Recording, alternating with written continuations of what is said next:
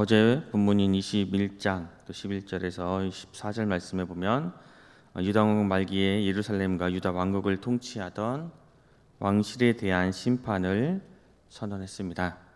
이어서 오늘 본문도 동일하게 유다 왕가를 향한 원칙적인 권고 그리고 전지적 관점에서의 멸망을 동시에 다시 한번 선언하고 있습니다.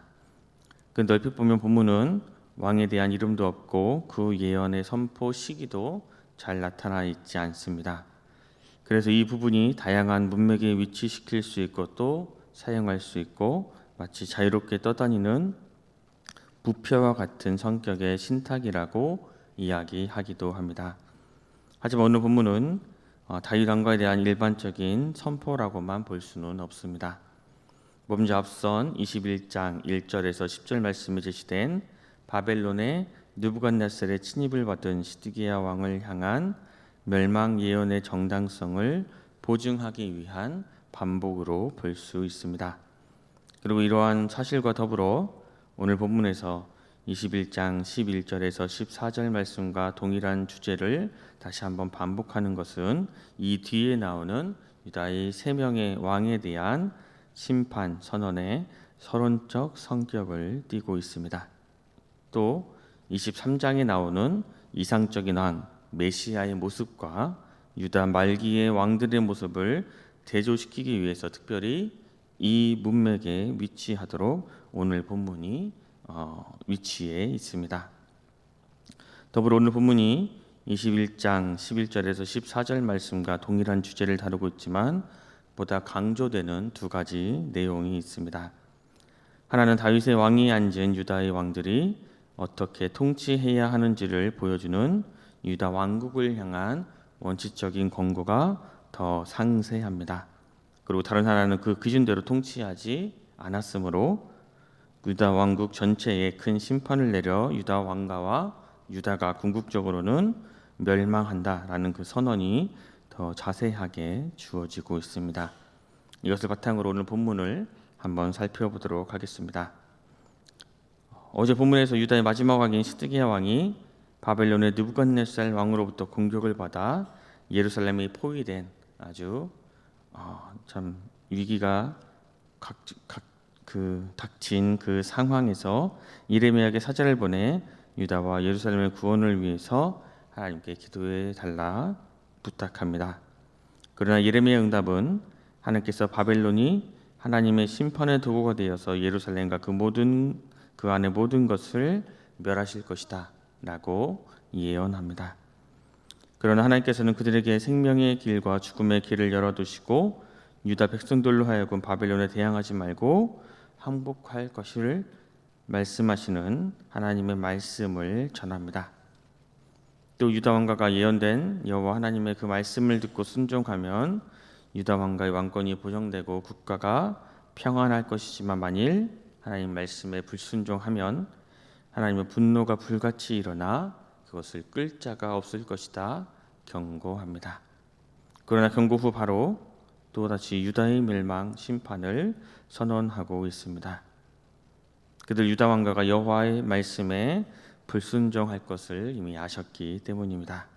오늘 본문 1절 2절 말씀을 우리 함께 읽겠습니다. 1절 2절 말씀입니다. 여호와께서 이와 같이 말씀하시되 너는 유다 왕의 집에 내려가서 거기에서 이 말을 선언하여 이르기를 다윗의 왕위에 앉은 유다 왕이여 너와 내 신하와 이 문들로 들어오는 내 백성은 여호와의 말씀을 들을지니라. 여호와의 말씀이 성전에 있는 예레미야에게 다시 한번 임했습니다. 예레미야에게 하나님은 유다 왕의 집으로 내려가 하나님의 말씀을 선포하라 말씀합니다.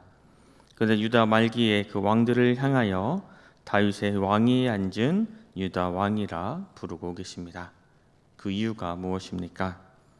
여호와 하나님께서는 아직까지 다윗 언약, 즉 사무엘하 7장에 약속하신 내 집과 내 나라가 내 앞에서 영원히 보존되고 내 왕위가 영원히 경고하리라 하신 이 약속을 기억하고 이들을 아직까지 다윗 왕가의 후손으로 인정하고 계심을 알 수 있습니다. 지금 이들은 어떤 왕입니까? 하나님의 말씀에 순종하고 하나님 말씀을 온전히 따르는 왕들이 아니라 불순종하고 오히려 우상 숭배를 함으로 심판의 대상입니다. 그럼에도 불구하고 지금 그들로 하여금 다윗의 신앙을 본받기를 애절한 마음으로 바라보는 하나님의 마음으로 그들을 지금 이렇게 부르고 계시는 것입니다. 바로 이것이 우리가 믿는 하나님의 본심입니다. 우리를 향하신 하나님의 사랑의 방식인 것입니다. 끝까지 기회를 주시고 다시 돌아서 주님의 품으로 돌아오기를 바라는 하나님 아버지의 마음을 우리는 알 수 있습니다. 유다 왕 그리고 내 신하 이 문들로 들어오는 백성이 여호와의 말씀을 들어라 라고 말씀하고 있습니다. 여기서 말하고 있는 사람들은 일반 백성들이 아닌 왕과 그 왕족들 그리고 그들의 신하를 이야기합니다. 이들이 왕과 함께 하나님의 뜻을 거슬러 악을 주도적으로 행했기 때문입니다. 그들이 지금부터 선포될 하나님의 말씀에 귀를 기울여 듣고 순종해야 한다라고 다시 한번 이야기하고 있는 것입니다. 3절에서 5절 말씀을 제가 읽겠습니다. 3절에서 5절 말씀입니다.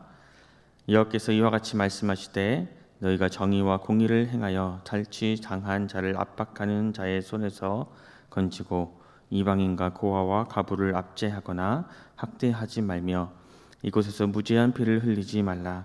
너희가 참으로 이 말을 준행하면 다윗의 왕위에 앉을 왕들과 신하들과 백성이 병거와 말을 타고 이 집 문으로 들어오게 되리라.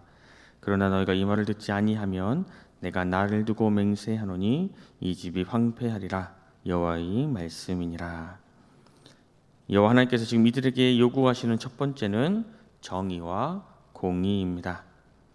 왕들과 재판관들은 나라를 다스리는데 또 나라를 재판하는데 이 정의와 공의가 당연히 기본이 되어야 하는데 지금 그들이 뇌물에 눈이 어두워 부정부패로 정당한 판결을 하지 않고 있기 때문입니다. 그래서 권력과 물질적인 힘으로 타인의 재물을 불법적으로 빼앗는 그들의 손에서 정의와 공의를 행하여 약자들을 건져내라 말씀하고 있는 것입니다. 또 이방인과 고아와 과부를 학대하지 말고 무지한 피를 흘리지 말아야 한다 말씀합니다. 왜 이런 이야기를 하고 계십니까? 지금 이들은 특별한 관심이 더 필요한 대표적인 약자인 이방인과 고아와 과부를 소외시키고 그들이 지금 착취와 학대를 당하고 무지한 자의 피 흘림이 난무하고 있기에 지금 이러한 말씀을 하고 계시는 겁니다. 이것이 축복과 심판의 기준이 되었습니다. 하나님의 말씀에 순종하면 축복을 받고 그것에 불순종하면 심판의 대상이 된다는 것입니다. 아직까지도 유다 왕에 대한 그 유다 나라에 대한 회개의 기회와 회복의 가능성을 열어두고 계시는 것입니다. 순종하여 지킬 때에 여호와 하나님은 왕과 왕족과 신하들을 축복하시고 백성들의 존경을 받고 그들이 계속해서 유다 왕국을 다스릴 것이라고 약속하고 계십니다. 하지만 그만대로 지금의 말씀을 듣지 않고 말씀을 따르지 않을 경우 어떤 일이 있어도 그 왕가가 멸망할 것이라고 단호하게 말씀하고 계십니다. 유다 왕가가 망한다는 것은 최종적으로 유다 나라라는 나라가 전체가 멸망한다는 것입니다. 이러한 멸망 예언은 시드기야 왕 11년째 되던 해에 바벨론의 침공으로 예루살렘이 완전 초토화됨으로 그대로 이루어졌습니다. 우리 본문 6절 말씀을 함께 읽겠습니다. 6절 말씀입니다. 여호와께서 유다 왕의 집에 대하여 이와 같이 말씀하시니라. 내가 내게 길르앗 같고 레바논의 머리나 내가 반드시 너로 광야와 주민이 없는 성읍을 만들 것이라. 하나님께서 유다 왕가를 향해 애절한 심정을 말씀하고 계십니다. 내가 내게 길르앗 같고 레바논의 머리나 라고 말씀하고 있습니다.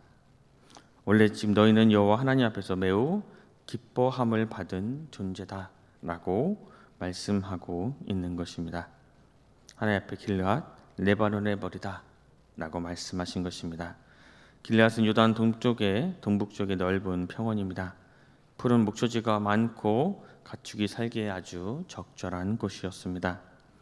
유다의 대부분이 상약 지역이었고 사막이었는데 길르앗은 물이 많고 수풀이 우거져 축복의 땅이었습니다. 유다 왕가가 실은 풍요로운 길르앗과 같이 다윗 언약의 계승자로 축복을 누렸다라는 것입니다. 레바논의 머리다라는 것은 솔로몬 왕국의 주요 재료였던 백현목의 주산지가 바로 레바논이었습니다. 고대 근동에서 왕궁이나 또 중요한 건물을 지을 때 꼭 필요했던 재료입니다. 유다 왕가가 여호와 앞에서 너희들 마치 그러했다라는 것은 여기서 유다 왕가를 그만큼이나 자랑스럽게 여기셨다는 것입니다. 그런데 그들의 불순종과 타락이 수풀이 우거지고 산과 목초지로 뒤덮인 드넓은 평원이 사람이 살 수 없는 성읍과 광야로 반드시 될 것이다. 너희들의 불순종 때문에, 너희들의 타락 때문에 이 축복의 땅이 사랑에 더 이상 살 수 없는 성읍과 광야가 될 것이라고 말씀하고 계십니다. 하나님 택하신 백성이라 자부하며 살았던 그들이 이제는 이방 나라들의 입에 오르락내리락하며 수치거리, 모욕거리, 조롱거리가 되게 하시겠다고 선언하고 계십니다. 왜 이러한 결과를 가져옵니까? 우리 본문 9절 말씀을 함께 읽겠습니다. 9절 말씀입니다.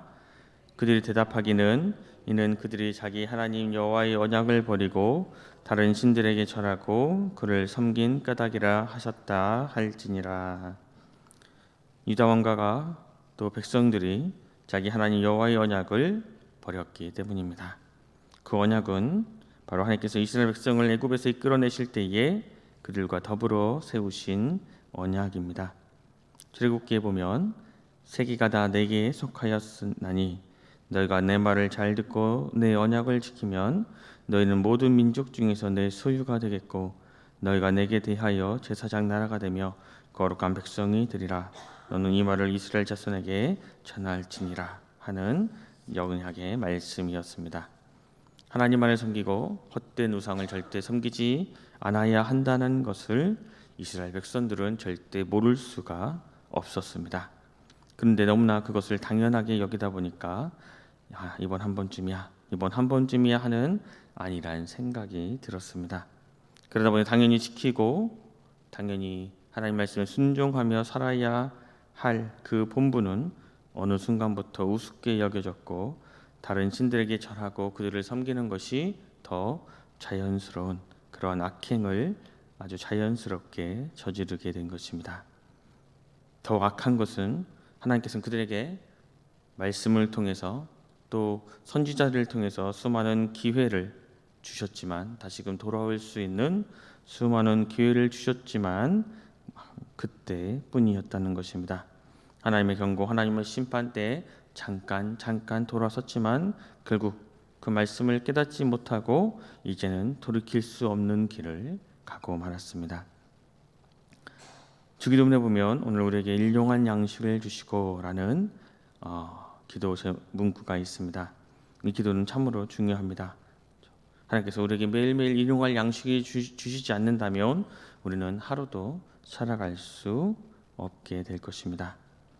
그런데 우리는 매일매일 먹는 밥, 빵 그 정도로 여기고 하나님께 감사하지 못할 때가 참으로 많이 있습니다. 이스라엘 백성들도 그와 마찬가지였습니다. 이스라엘 백성들이 하나님을 기억하지 않고 하나님과 맺은 언약을 너무나 당연한 것으로 여긴 나머지 그 언약을 반드시 지켜야 할 것이라고 생각하지 않고 잊어버리다 못해 버렸습니다. 이 말씀을 통해 이스라엘 백성들의 그 모습이 오늘을 살아가고 있는 우리의 모습은 아닌지 되돌아 보아야 합니다. 우리가 지금 하나님의 말씀대로 잘 살아가고 있는지, 하나님 말씀에 순종하고 있는지, 세상의 기준이 아닌 하나님의 기준으로 지금 살아가고 있는지 우리의 모습을 되돌아보고 혹 그러한 삶을 살고 있지 않다면 다시 한번 주님께 회개함으로 돌아가는 우리 순천온성교회 모든 성도님들 되시길 간절히 소망합니다. 기도하겠습니다. 하나님, 오늘도 우리에게 새로운 한 날을 주셔서 주님의 말씀을 듣고 묵상하며 하루를 시작하게 하시니 감사합니다. 주님, 오늘 말씀을 통해서 또 우리의 부족함을 알게 하여 주시고 또 우리가 또 감당해 나가야 할 것이 무엇인지를 깨닫게 하시니 감사합니다. 항상 바르게 행동하고 또 정의롭게 행동하는 하나님 말씀을 기준으로 살아가는 우리가 될 수 있기를 소망합니다. 그리고 우리 주변을 되돌아보면서 소외되고 외롭게 또 생활에 가고 있는 우리의 이웃들에게 또 도움의 손길을 기꺼이 내밀 수 있는 하나님 나라의 백성들이 되기를 소망합니다. 그리고 온전히 주님만을 의지하고 주님의 말씀에 순종하며 또 주님의 뜻을 이루어 나가기 위해 최선을 다하는 하나님 나라의 백성으로 살아가는 우리 모두가 될 수 있기를 주님 인도하여 주시옵소서. 늘 우리와 동행하여 주시고 또 주님의 마음을 우리들에게 보여주시고 또 주님의 뜻을 이루어 가기 위해 모든 노력을 기울일 수 있는 우리 모두가 될 수 있도록 주님 은혜를 베풀어 주시옵소서. 그러한 삶을 살아가는 참된 믿음의 백성이 되게 하여 주시고 그러한 삶을 통해서 우리 하나님의 살아계심이 예수 그리스도의 복음의 그 사랑과 능력이 전파될 수 있도록 주여 우리의 마음을 지켜주시고 우리를 사용하여 주시옵소서. 모두가 감사드리며 귀하신 예수 그리스도 이름으로 간절히 기도드립니다. 아멘.